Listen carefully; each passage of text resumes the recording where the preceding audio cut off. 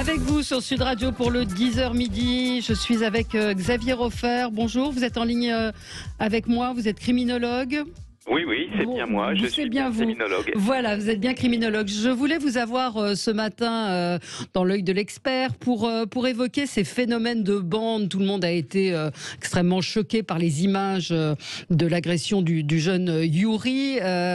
Appartenance à une bande ou pas, ce phénomène des bandes existe bel et bien. Il y a deux choses qui frappent, c'est la sauvagerie, enfin qui frappent, pardonnez-moi, qui nous ont interpellés, c'est la violence et la sauvagerie.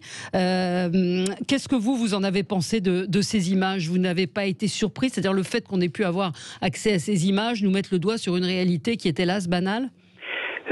Ça fait 30 ans que je travaille sur le sujet, et pour vous dire, la première fois où j'ai fait, à l'époque où France-Soir était un grand quotidien sur papier, une page dans France-Soir, c'était en 1973. Et déjà, à peu près dans les mêmes banlieues, des bandes s'affrontaient. Alors, le problème central n'est pas ici la violence des bandes, qui est constante depuis 20 ou 25 ans minimum, c'est l'aveuglement de ceux qui devraient traiter le problème et qui constamment l'ont contourné, oublié, obnubilé, écrasé au cours des 25 dernières années. Cet écrasement porte un nom, c'est-à-dire cet oubli systématique de la violence de jeunes bandits dans les périphéries des métropoles porte un nom, ça s'appelle la politique de la ville. Voilà, c'est ça la réalité. Mais c'est un phénomène principalement urbain ? Oui, c'est un phénomène périurbain. C'est-à-dire, alors, naturellement, à l'origine, ça n'est pas la faute des habitants des zones en question, mais il faut revenir à l'origine de tout ça. Dans les années des 30 Glorieuses, pratiquement la moitié de la population de la France a bougé. Des campagnes profondes vers la périphérie des grandes villes pour les nouveaux emplois, et du centre des villes vers la périphérie pour cause de pollution, de villes surpeuplées, d'embouteillages, etc. Et en même temps que la moitié de la population bougeait, pour des raisons que je peux vous donner si cela vous intéresse, les appareils de sécurité n'ont pas bougé. Ce qui fait qu'au bout de 20 ans de cette migration intense, on avait la situation suivante. À Paris même, intramuros, un policier pour 100 habitants. Dans la petite couronne, un policier pour 250 habitants. Et dans la grande couronne, alors étant bien donné que naturellement il y a autant de problèmes à résoudre partout, mais dans la grande couronne, un policier pour 500 habitants. Pour des raisons étranges, de blocage, de syndicats disant circuler, il n'y a rien à voir, on n'a pas fait bouger les forces de sécurité en même temps que la population. Le résultat, c'est que vous avez des secteurs entiers de la France où une grande partie de la jeunesse a vu dans sa vie plus de soucoupes volantes que de cars de police. Je ne plaisante pas. Mais c'est vraiment, en gros, c'est la non-réponse à cette violence qui a fait que ces bandes ont proliféré. Mais bien entendu, parce que partout et toujours dans l'histoire de l'humanité, quand on laisse les gens faire ce qu'ils veulent, ils continuent. Pourquoi voulez-vous qu'ils s'arrêtent? Le problème n'a pas été ni prévenu, la prévention, ni réprimer la répression. On a fait comme si ça n'existait pas, et je dois dire qu'un grand nombre de sociologues prétendant qu'il n'y avait dans ces banlieues que de malheureuses victimes de l'exclusion et du racisme n'a pas fait pour arranger les choses, c'est le moins qu'on puisse dire. Il y avait des bandes, elles y sont toujours, et ces bandes sont fort violentes, et la dernière fois qu'on les a vues en action, eh bien, c'est le petit Yuri en cause, là, qui a été la victime. Et qu'est-ce qui fait que deux bandes s'affrontent? C'est quoi le sujet, vous qui travaillez depuis 30 ans sur ces bandes, sur cette violence? Est-ce que les causes d'affrontement ont changé? Partout et toujours, dans le monde entier, chaque fois qu'il y a des bandes juvéniles, ces bandes sont territoriales. Elles contrôlent un territoire. Elles prétendent contrôler un territoire. Elles rêvent, elles fantasment, mais elles disent voilà, là, cette cage d'escalier, cette esplanade, ce quartier sont à moi. Et pourquoi? Pour s'y livrer à des activités illicites, comme des vols, et puis ce qu'on appelle les marchés aux voleurs, où on revend des objets qui ont été volés dans les centres commerciaux, les supermarchés, marché comme des petits trafics de stupéfiants. Et donc, ces bandes s'affrontent essentiellement pour des questions de contrôle territorial. C'est 90% des cas. Le reste, c'est... vous savez, ce sont des jeunes hommes. Les jeunes hommes sont généralement, millénairement, puisque ça remonte sans doute à la préhistoire, plus agressifs et violents que les jeunes filles de la même tranche d'âge.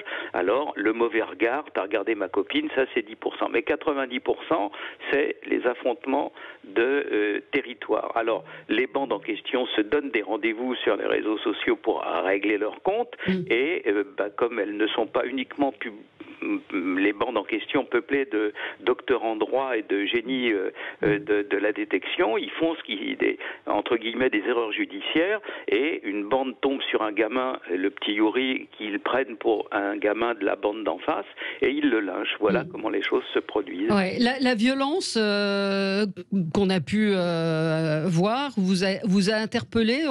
Moi, j'ai souvent eu un pédopsychiatre qui nous expliquait qu'il y avait une violence de plus en plus forte chez ces jeunes, avec pas de notion de la mort, en fait. Et là, on voit qu'on frappe pour tuer.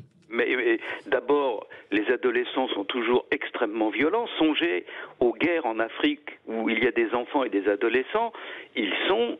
l'être humain, avant qu'on lui ait fixé ses limites, est cruel. Les enfants arrachent les ailes des mouches. Ouais. Si on leur met une Kalachnikov dans la main, ils s'en servent. Alors, la violence est constante. Maintenant, la grande nouveauté, c'est que depuis une dizaine d'années, tout le monde a une caméra dans sa poche pour tout filmer, quoi. Ouais. C'est ça la différence. Mais dans les années 90 ou 2000, dans les banlieues où moi je vais professionnellement de temps en temps, il y avait déjà des bagarres aussi terribles.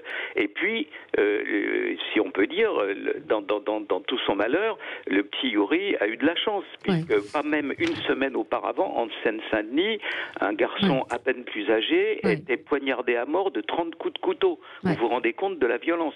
Pareil, une guerre de bande. Oui, donc on a l'air de découvrir ça. Je voyais le maire du 15e qui disait nous avons des problèmes de bande, mais ce niveau de gravité, de sauvagerie est nouveau. Vous dites non, c'est pas nouveau. Il y a des... Ouais.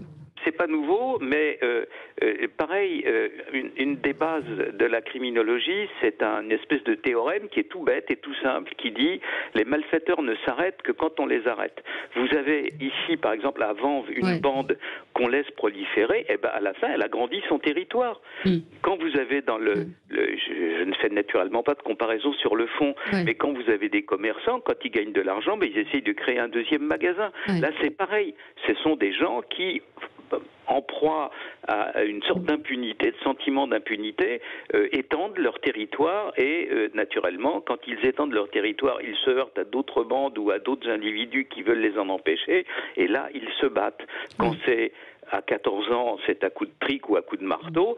Quand c'est à 20 ans, c'est avec des armes à feu, désormais. Enfin, là, il y avait des bâtons, des objets qui étaient quand même extrêmement susceptibles de causer des dégâts, ce qui a été d'ailleurs le cas. Mais ce que vous me dites là arrive au quotidien dans toutes les périphéries des métropoles françaises. Mais... Nous avons une base de données, rien que dans le mois de janvier, je vous trouve 30 cas analogues. Quand ce n'est pas des assassinats purs et simples, comme 2 fois récemment à côté de Nîmes et à côté de Montpellier. Oui, c'est ce que j'ai vu effectivement ce matin. On rapportait une fusillade à Nîmes, un adolescent de 17 ans victime d'une fusillade. Et c'est vrai que là, dans le cas de Yuri, il y a la force des images qui fait prendre conscience, qui nous fait prendre conscience de cette violence. Vous ne la découvrez pas, mais c'est vrai que en voyant ces images, nous on la découvre.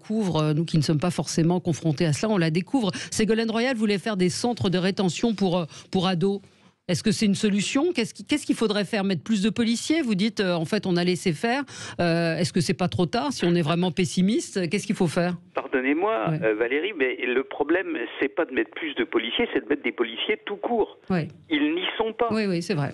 Ils n'y sont Non, pas du tout dans les zones en question. Et encore, vous savez, là où il y a ce qui avait causé en 2005 l'épidémie de voitures qui avait brûlé dans ces banlieues, etc., dans les périphéries des grandes villes, c'était dans une ville de la Seine-Saint-Denis où deux petits-enfants, deux adolescents, s'étaient réfugiés dans une espèce de centre de l'EDF et avaient été électrocutés à mort. La ville en question, la ville en question, à l'époque, n'avait pas de commissariat. Elle n'en a toujours pas en 2020. C'est effectivement... Donc, tant que ce travail-là n'est pas fait, bien entendu, 90% du travail relève de la prévention, mais à partir du moment où, face à une énorme carotte, vous n'avez pas de bâton du tout, vous n'arrivez à rien.